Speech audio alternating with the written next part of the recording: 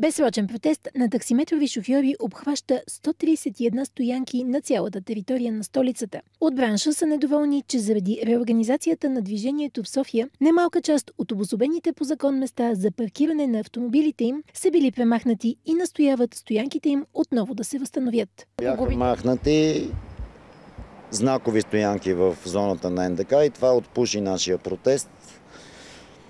Към днешна дата той вече е безсрочен и ще продължи до решаване на проблема на всичките 131 стоянки по списъка на общината, защото на хартия са ни 131 с 729 места. А колко са на практика? Практически само в зоните център и широк център на нас от 68 стоянки на хартия 21 ни липсват.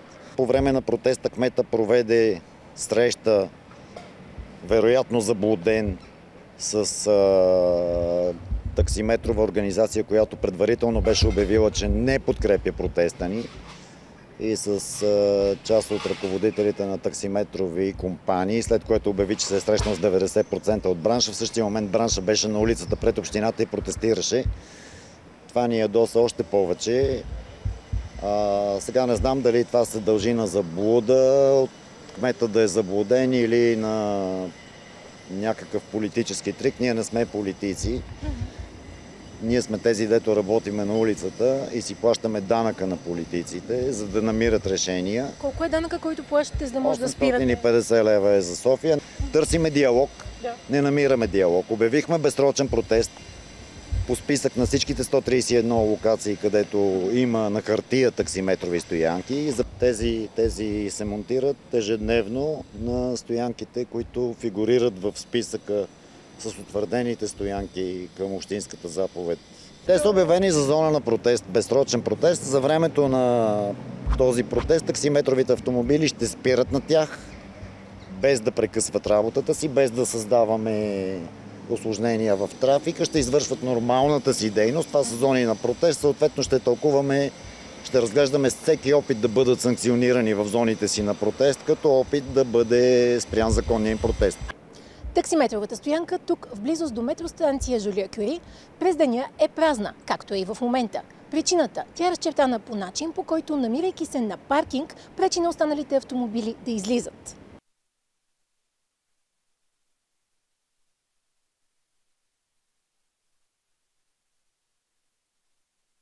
Всъщност наистина се получава един парадокс. Мястото е както за редовни автомобили, така също времено и стоянка за такси. Да, всъщност вие сте реално пред стоянката на такситата, обаче... Само, че наполовина съм в редовното място за паркиране. Да, и не е ясно кой сега може да паркира, кой не. А защо трябва да няма една нормална инфраструктура и ние да заставаме един срещу друг с нея, да си пречиме и да се разправяме и така нататък? Често ли се случва това да има? Непрекъснато се случва. Аз трябва да чакам това дали имам работа или не, в случая възпрепятства моето придвижване. Съответно преча и на господина, който пък си върши работата. И става веднага ще и направя место да излезе. Но някой трябва да си даде сметка за това, за този конфликт. Защото това не може така да бъде. Това не може да продължава така.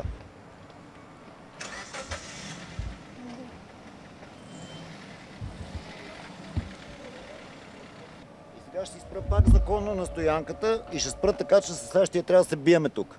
Ето по този начин трябва да бъдат спряни 4 таксита на това место. В същото време обаче... За престой на таксиметровите автомобили и изчакване на клиенти. Ето вижте сега какво се случва отсреща. Здравейте! На нас работата ни е не да се караме един с друг и да се биеме за някакви малумни решения. Има хора, които паркират и живеят тук, има хора, които идват за банка, за ресторанти. Аз идвам сега, например, за банка и няма къде да паркирам. А какво се случва, да кажем, ако има спрели таксита, както според тези странни табели трябва да бъде и вие не може да излезете? Но ето, виждате го сега. Трябва той да излезе, трябва да даде назад до целия паркинг. Трябва да се вратим и така нататък. Наистина не е умно измислен този паркинг за таксита. Те стоят там, но стои тук. Трябва да се направи някакво решение. Някакъв хаос. Бардак, наистина. Но той не е виновен за това. Да, на практика той, ако всъщност в момента няма как да излезе, така ли да разбира? Пак ще му направя место.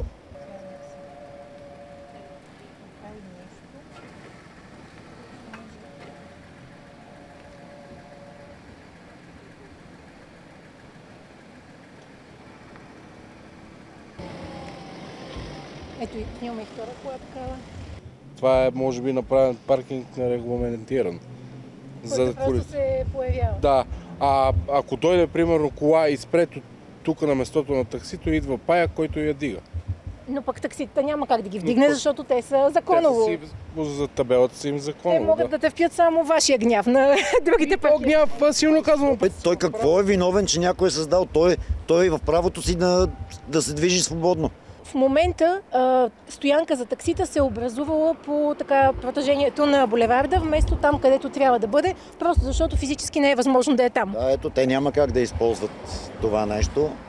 Даже не могат да го нарекат стоянка и в момента всичките са в хипотеза на нарушение. Защо са в нарушение? Защото си плащат на общината да им създаде таксиметрова инфраструктура, а получават принуда да застанат в нарушение, за да си вършат своята работа. Сега, ако дойдат качени глоби тук, защото сме в активна лента на движение. А колите там са си застанали, частните коли, няма кой да се занимава с тях. Мога да ви покажа фишовете даже. Покажете ни ги. Това всичко е от тази дейност, която извършвам. От кога са тези фишове? И от началото на годината. От началото на годината до сега колко? Десетина, да. Десетина. А това се случва, защото... Хиляди извинения на полицаите, че нали те явно си имат някакъв таргет, който трябва да си занесат вечерта в районното. А това е заради това, че всъщност няма къде да спрете. Да. Аз по друг начин не шофирам кола, освен с таксито. Пречиме на движението, но няма какво да се прави. Това е от Столична община.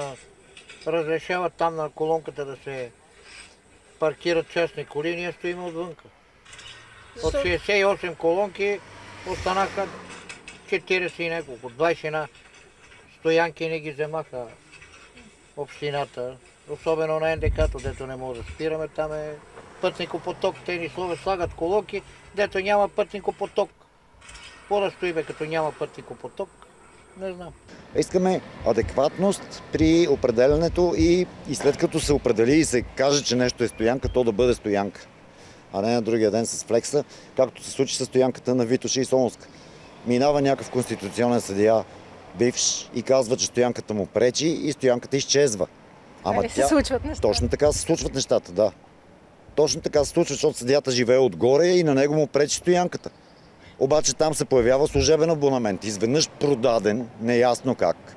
При положение, че този терен е обявен и е в списъка с утвърдените стоянки, изведнъж някой продава служебен абонамент на това место, може би, защото някой взима повече пари.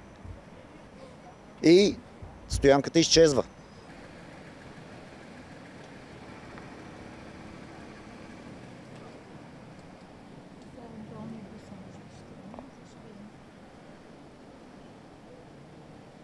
Стефчо,